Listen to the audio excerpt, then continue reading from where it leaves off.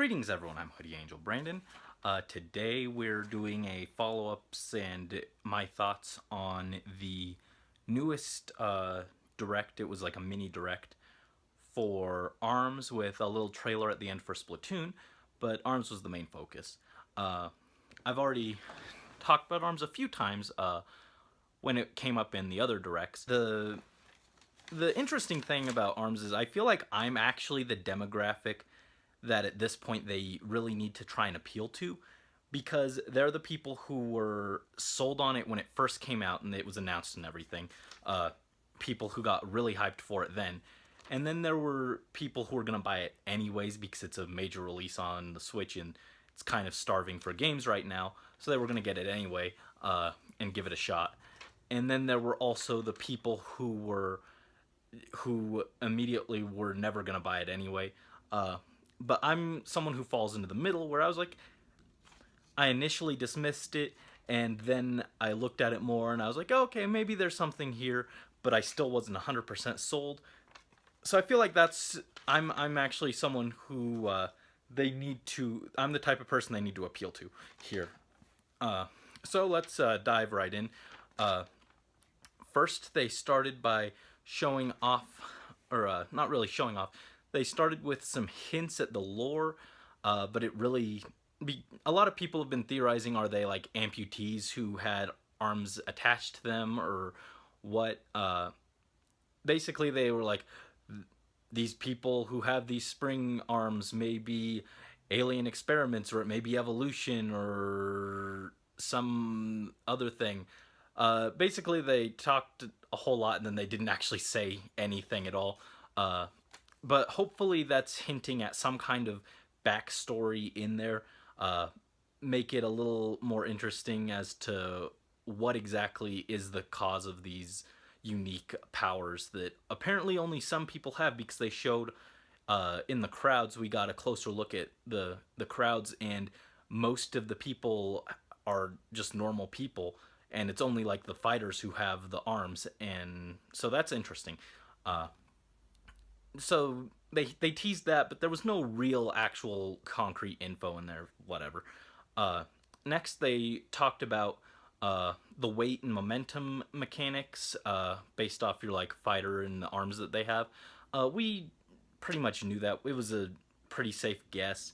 But it's cool to see some confirmation. Basically, it's like Mario Kart or Smash, where you've got your lighter fighters and your heavier fighters, your lighter carts, heavier carts. And it'll affect your knockback and everything. Next, they also discussed the attributes with the fire, the ice. They showed off some of the other ones that they didn't talk about last time, like blind, which looks absolutely obnoxious. I think if I played, I'd probably use a blind arm, because that just looks absolutely underhanded. It's just like, you can't fight me if you can't see me. It's like Rossetti or the Nintendog in Smash Bros, where you get them and they just cover the screen and everyone's just like, oh, please no.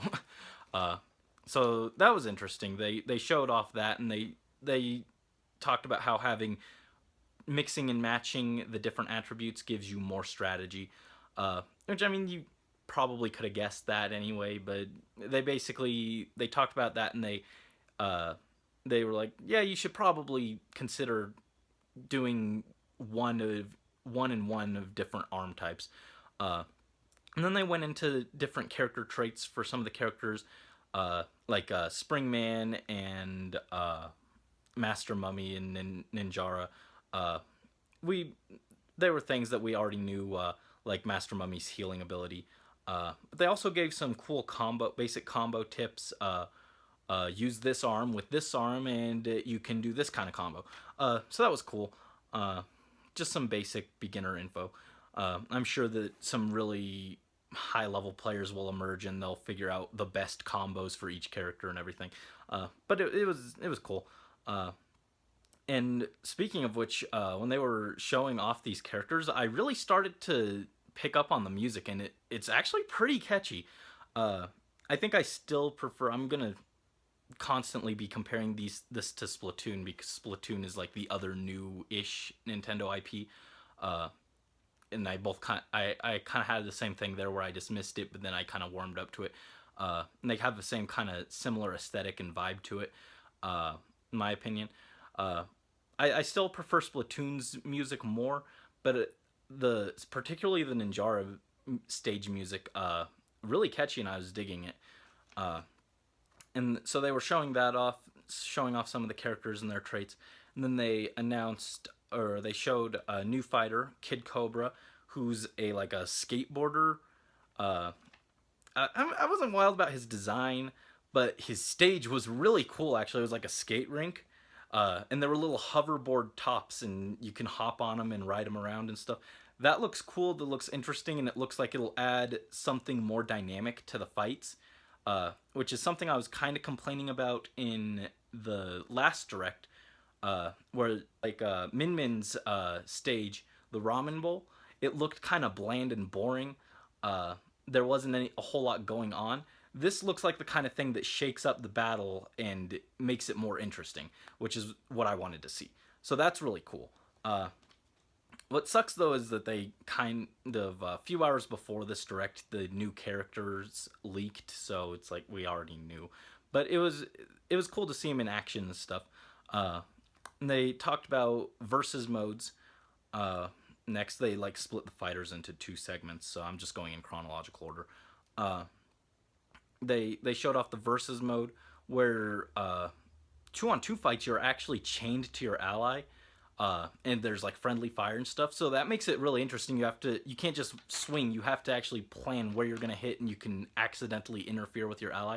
That's cool, and it adds depth. I'm liking this. It's looking a lot more in depth than the initial trailer when the game was announced. That's what I want to see, is more depth than just your average fighter, which a lot of people were complaining about when it first came out. It was just like, oh, it's just an average fighter with this one gimmick, and that's the only thing. It looks like they have more going on here, going on with more of the modes.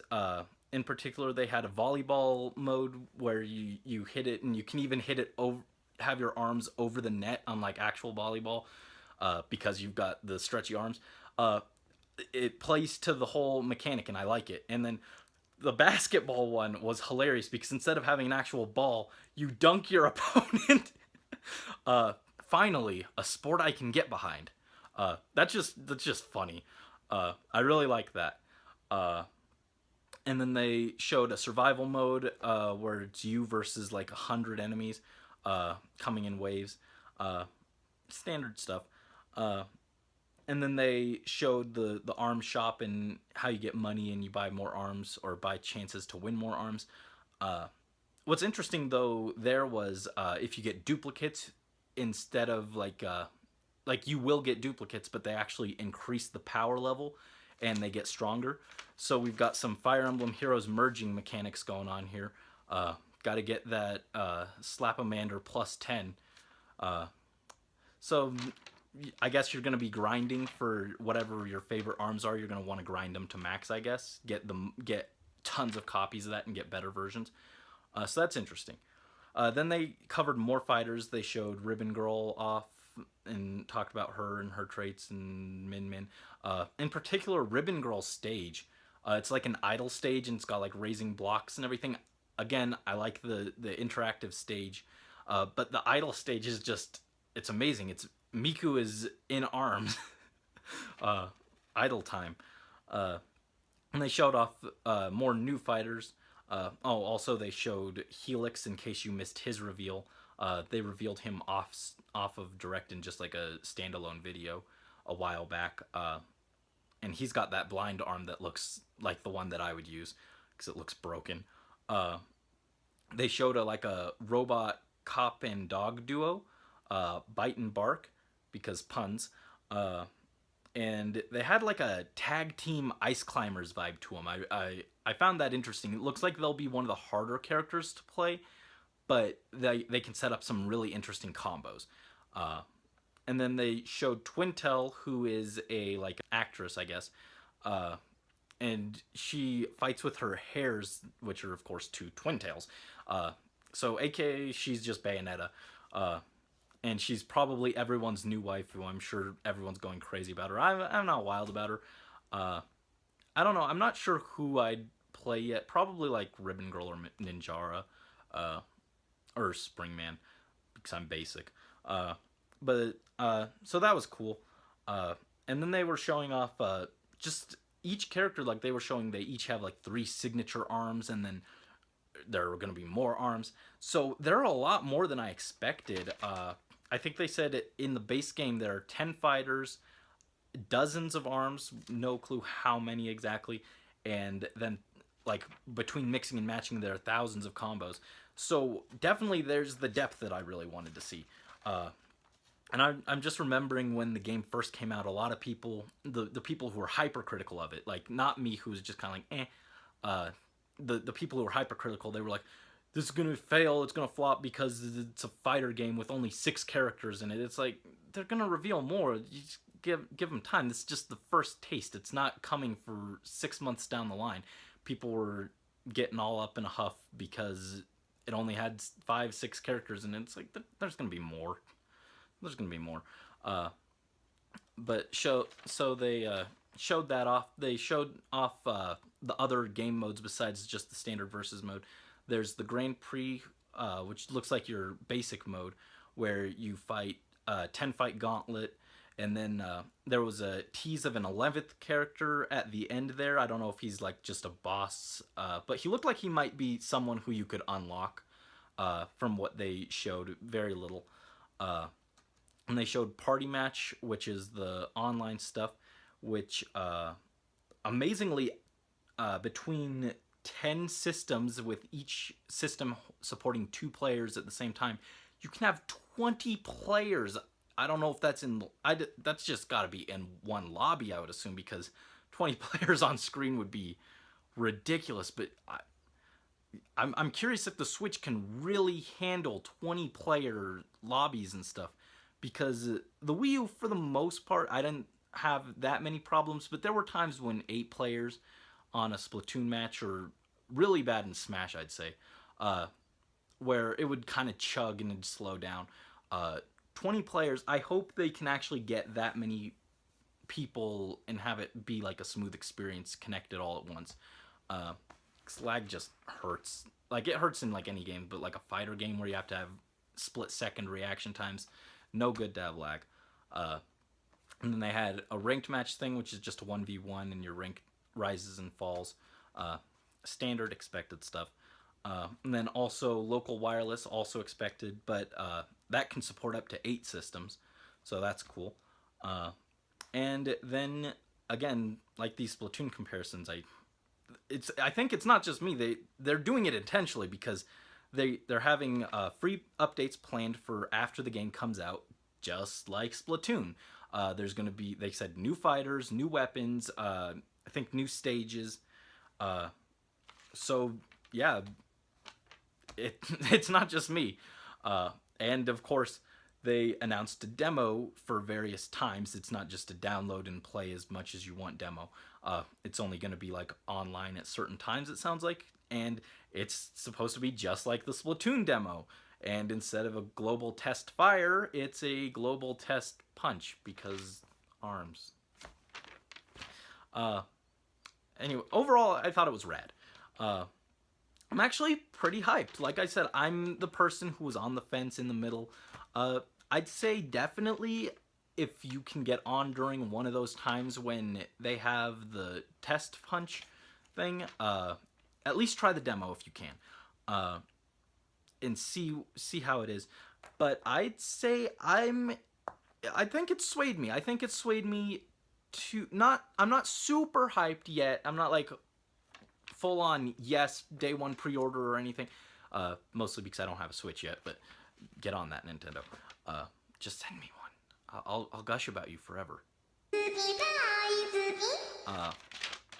But I do think it's interesting. I think there's a lot more there than everyone initially thought, myself included. I was very dismissive. But I think there's a lot more there. Whether or not it'll be worth it, it's kind of hard to say, because I'm not super into fighting games. I never have been. So it's hard for me to get super excited about a fighting game, knowing that in the past I haven't really enjoyed them that much. But this looks like something that could really change that and be something I could actually really get into, because there's a lot of depth there, but it still has that Nintendo charm to it that I love.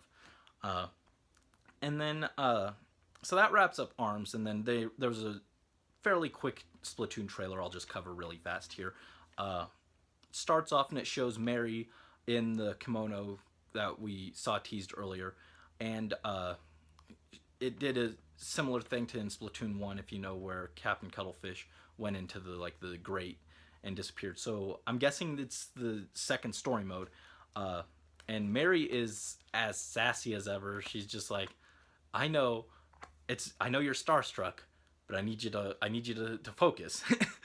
Then what's more interesting was like the main character's never heard of her. Like, are the Squid Sisters not popular anymore? It's hard to believe that they went from the height of Inkling popularity to nobodies in the span of, I think they said this is 2 years later. It's hard to believe that big of a change happened in so little of a time. I think it's in the same city too, even. So I wonder what's going on there. And then they had a little montage of, again, I assume it's the story mode, because it just had a really big story mode vibe. They had all kinds of new mechanics that looked really sick. They looked really fun, and I hope that they actually incorporate these into actual stages for multiplayer this time, because they only did that with a few of them in the last game with like the fans, and that was one of the very last stages, and it was really fun, but it was just a shame that it was incorporated so late into the game's lifespan, I guess. But they had like these bouncy pads. There were things you shot and they rolled out and made a path, and then rails, the first game. But instead of just going into them and riding them around, you were actually riding on them like a grind rail, kind of like in Kid Icarus Uprising. Actually, they were just kind of going up and down them, and it looked like that you could like shoot on them too. So really interesting. And then they showed off Sheldon was back, and he like tossed the Inkling a weapon. So it looks like you can have multiple weapon types in story mode instead of just the standard one and then the extra ones you got for the trial stages with the amiibo.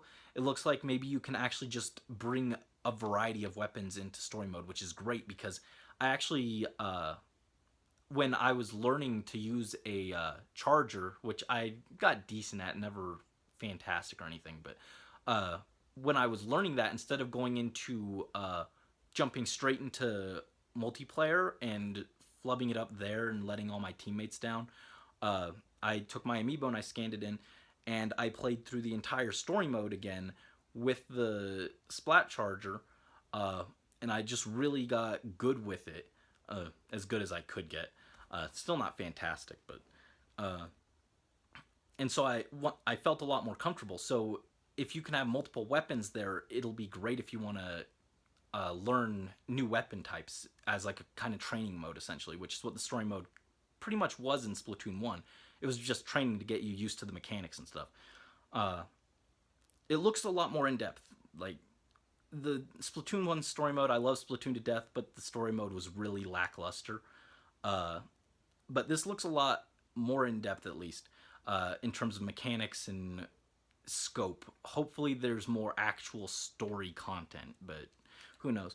And the interesting thing is Callie is still missing, so is she like squidnapped or what? And then the last thing was, disappointingly, no new ARMS amiibo, which is the one thing I was kind of expecting. But c'est la vie. So that's my thoughts. Let me know what you thought down below. And thank you, as always, for watching. This is Hoodie Angel Brain, signing out.